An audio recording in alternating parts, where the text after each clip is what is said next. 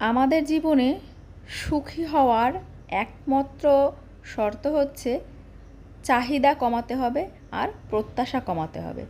তোমার চাহিদা যত কম হবে ততই তুমি সামান্য জিনিসের মধ্যেও আনন্দ আর সুখ দুটোই খুঁজে পাবে। তাই আমাদের মতো সাধারণ মানুষের জীবনে সাধারণ মানুষ আমরা ছোট ছোট জিনিসের মধ্যে সন্তুষ্টি আর আনন্দ খুঁজে নেওয়াটাই হচ্ছে আমাদের কাছে বড় ব্যাপার। আর এই ছোট ছোট ব্যাপারের মধ্যে যদি আমরা আনন্দ খুঁজে না পাই, আমরা কিন্তু কখনোই জীবনে আনন্দ বা সুখের সন্ধান পাবো না। দেখো এখানে সেই যে বেগুন গাছে টুনটুনির ডিমটা পেড়েছিল, সেটার কিন্তু পাতা শুকিয়ে গেছে, ডিমের আর কি বাসাটা কাত হয়ে গেছে, ওইটাকেও একটু বেঁধে দিলাম। আর এদিকে টুনটুনিটা এখানে বসে কন্টিনিউয়াস ডাকছে। আমি সবসময় চেষ্টা করি একটু গাছপালা এদের মধ্যে সময় কাটাতে, তাহলে দেখেছি আমি মনে মনে অনেকটাই খুশি থাকি আর আনন্দে থাকি। তো যাই হোক, সকালবেলা একটু ছাদ থেকে ঘুরে এলে আমার মনটা অনেকটা ফ্রেশ হয়ে যায়। আর তারপরে কিন্তু মেয়েদের স্কুলে পাঠিয়ে দিলাম, ওদের টিফিন রেডি করে। সকালবেলা আজকের ওয়েদারটা এত সুন্দর, খুব সুন্দর রৌদ্র উজ্জ্বল একটা দিন। 2-3 দিন বৃষ্টির পর আজকে বেশ রোদ উঠেছে, আর জামা কাপড়গুলো সব মেলে দিলাম। তো এখন তো সকালের খাওয়া দাওয়া কমপ্লিট, এই যে এখন চলে এসেছি, এই যে দেখছো কুশি গাছে কুশি। তো কয়েকদিন অসুস্থতার জন্যে ছাদে আসতে পারিনি। আর ওই দেখো একদম ওই যে ওখানে 3টে কুশি কিন্তু বড় হয়ে গেছে, মানে খাওয়া যাবে কিনা বোঝা যাচ্ছে না। আসলে আমি একদিন আসিনি ছাদে 4-5টা দিন, আর এখানে দেখছি কুশিগুলো এত বড় বড় হয়ে গেছে। এখন এই বাজারে সবজির যা দাম, 3টে কুশি হয়েছে আর সেটা আমার চোখে পড়েনি। আমি 2 দিন বাজারে মানে বাগানে আসতে পারিনি, আমার ভীষণ খারাপ লাগছে। তারপরে ভাবছি আমি তো সুস্থ থাকলে নিশ্চয়ই আসতাম, অসুস্থ হয়ে পড়েছি। আর এদিকে দেখো 2-3 দিন বৃষ্টি হওয়ার পর রোদ উঠেছে, আর এই গাছগুলো কিন্তু একদম শুকিয়ে যাওয়ার মতো অবস্থা হয়ে গেছে। ছোটোখাটো কাজ করতে গেলে এই যে হাতে ব্যথা পাই, আর তারপরে কিন্তু কাজ করার আর কি মানসিকতাটাই নষ্ট হয়ে যায়। তবুও গাছপালা ভালোবাসি, যখন একটু সুস্থ বোধ করি তখন কিন্তু চলে আসি। আর এই দেখো সমস্ত গাছগুলো আমার ঝিমিয়ে পড়েছে কেমন। তো এই গাছগুলো আগাছা কিন্তু পরিষ্কার করতে হবে। আসলে মেয়েদের পরীক্ষা টরীক্ষা হয়ে গেল কদিন ধরে, এখন আমি একটু ফ্রি হব। তো কদিন ধরে ভাবছি এই গাছগুলোকে পরিষ্কার করে বাগানটা পুরো ফ্রেশ করে ফেলবো। তো যাই হোক, এখন কিন্তু কুশি গাছ থেকে কুশিটা নেব। কুশিটা কিন্তু দেখতে দারুণ হয়েছিল। তো এর ভিতরে আর কি যে বীজটা হয়েছে, সেই বীজটা ভালো সুন্দর পরিপক্ক হয়েছে। এইটাকে আমি এবার ভেতর থেকে বের করে নিয়ে শুকাতে দেবো, আর তারপর বীজগুলোকে সংরক্ষণ করব আবার চারা তৈরি করার জন্যে। এইভাবেই কিন্তু যদি সংরক্ষণ করা হয় তাহলে দেখবে যে আর টাকা দিয়ে কিন্তু বীজ কিনতে হচ্ছে না, কারণ এই বীজগুলো কিনতে গেলে বাজারে প্রচুর দাম নেয়। আমার এই যে একটা কুশির ভেতরে যে বীজগুলো হয়েছে, এই বীজগুলোর দাম হয়তো 20 টাকার বেশি হবে। তো ভাবো এই যে এইরকমভাবে যদি আমি কন্টেনারে সুন্দর করে শুকিয়ে রেখে দিই, তাহলে আবার কিন্তু পরবর্তীতে গাছ লাগানোর জন্য কিন্তু আমাকে আর বীজ কিনতে হবে না। এইভাবেই কিন্তু আমি বাগানটাকে বিনা পয়সাতে মানে কম খরচের মধ্যে বাগানটাকে করতে পারবো। তো যাই হোক, অনেক সময় হয় কি ওই কাজের চাপে বা অন্য খেয়াল থাকে না, তখন একটু ওই কম নজরদারি করা হয়, আর তাতেই কিন্তু আমার কুশি 3টে পেকে গেছে। মানে পেকে যায়নি, মানে অনেকটাই বুড়ো হয়ে গেছে। খাওয়া যাবে কিনা দেখা যাক, কালকে দেখা যাবে। তো এদিকে আমি কিন্তু এগুলোকে সুন্দর করে পরিষ্কার করে নিলাম আর রোদ্রে দিয়ে দিচ্ছি প্লাস্টিকটার ওপরে, আর এগুলো কিন্তু গাছের গোড়াতে দিয়ে দিলাম। আমার এই ছোট্ট ছাদ বাগানটা সত্যি কথা বলতে আমি যে ঠিক করে মেনটেন করতে পারি না, তার জন্যে হচ্ছে আমি নিজেকে খুব একটা দোষ দিই না, কারণ আমার 2টো বাচ্চা, তাদের পড়াশোনা, সংসার, সমস্ত কাজকর্ম, তারপর শরীরটা যখন তখন অসুস্থ হয়ে পড়ে, আমি ঠিকমতো সময় দিতে পারি না। এই জন্যেই আগে খুব মন খারাপ করতাম, তারপরে ভাবি যে আমি তো চেষ্টা চাইলেই করতে পারি না, আমার শরীরটা এতটাই অসুস্থ হয়ে যায় মাঝে মাঝে, তখন ওই শরীর নিয়ে আর এই ছাদে এসে এই কাজগুলো করা আমার পক্ষে খুব কষ্টকর হয়। আর আর ওদের বাবাও কিন্তু মানা করে যে তুমি সুস্থ হও, একটু রেস্ট নাও, তারপরে কিন্তু করবে, শরীর বাঁচিয়ে তারপর কাজ।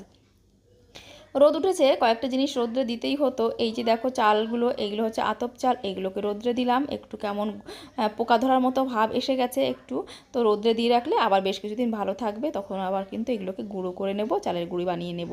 আর এদিকে কিন্তু এই যে মা অনেকগুলো কাঁঠালের বীজ দিয়ে গেছিলো, সেগুলো শুকিয়ে নিয়েছি। এখানে যে ছানাপোনাগুলো মা এনে দিয়ে গেছিলো আমাকে, সেগুলো কিন্তু একটু একটু করে বড় হচ্ছে, তবে 3টে বাচ্চা কিন্তু মারা গেছে, আর সেটা কিন্তু আমার এই কয়েকদিনের অযত্নের ফলে।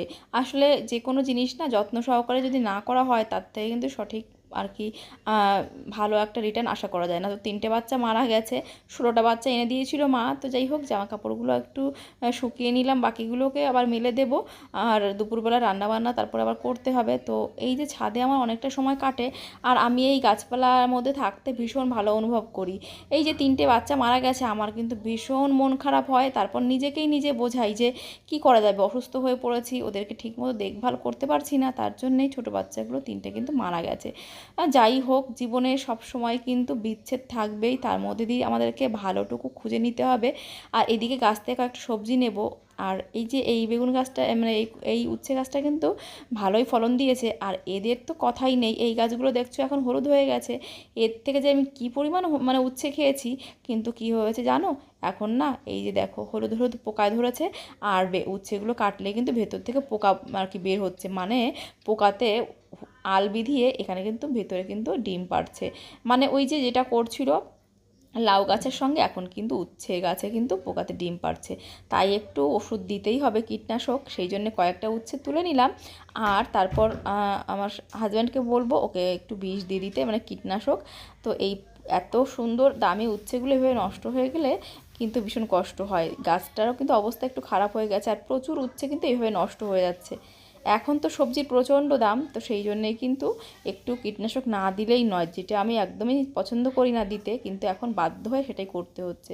তো রান্নাঘরে চলে এসেছি। আজকে রান্না করব হচ্ছে কচুর গাঁটি। কচুর গাঁটিগুলো কিন্তু অনেকগুলো আনা হয়েছে কিনে।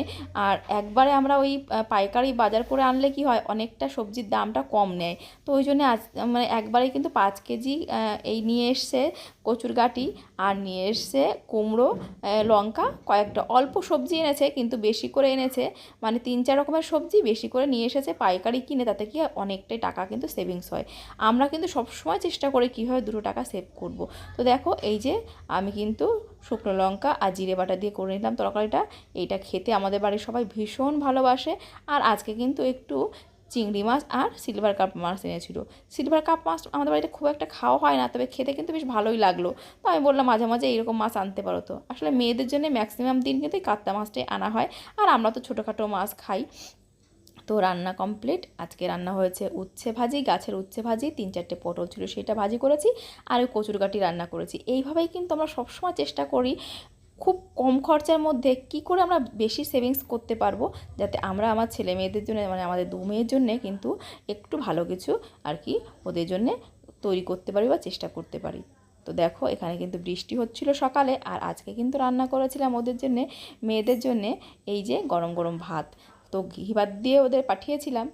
এখন কিন্তু একটু কাজকর্ম করছি, সমস্ত কিছু সংসারের কাজকর্ম শেষ। তো একটু হাতের কাজ করতে পারলে আমার ভীষণ ভালো লাগে। তো মেয়ের পুরনো একটা জামা, যেটা এখন আর ওর গায়েই হয় না, সেটা দিয়ে কিন্তু একটা বালিশের কাভার বানাচ্ছি। বালিশের কাভার যে বানাতেই হতো এমনটা নয়, কিন্তু আমার এই ভাবলাম জামাটা দিয়ে কী করবো, তো বসে বসে একটু খেলা দেখছিলাম আর এভাবে সেলাইটা করলাম।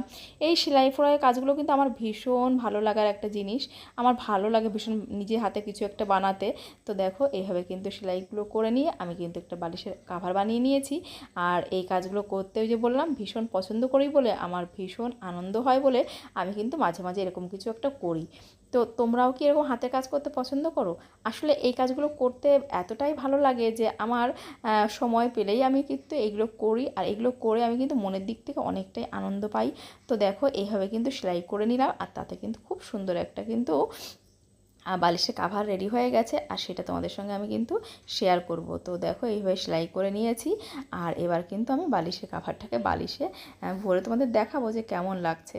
এইরকম কয়েকটা টিপস যদি তোমরা ফলো করো, দেখবে ওই যে দোকান থেকে দামি দামি জিনিস কেনার ইচ্ছেটাও নষ্ট হয়ে যাবে, আর নিজে বানানোর জন্যে হাতে বানিয়ে জিনিস ইউজ করলে অনেকটাই আনন্দ পাবে। তো আজকে অনেক দিন পর ইচ্ছে করছিল একটু দুধ চা খেলাম, রাত্রে আর কিছু খাবো না। আজকের মতো এখানে টাটা করছি। চেষ্টা করে এই টিপসগুলো ফলো করে দেখো, অবশ্যই তোমরা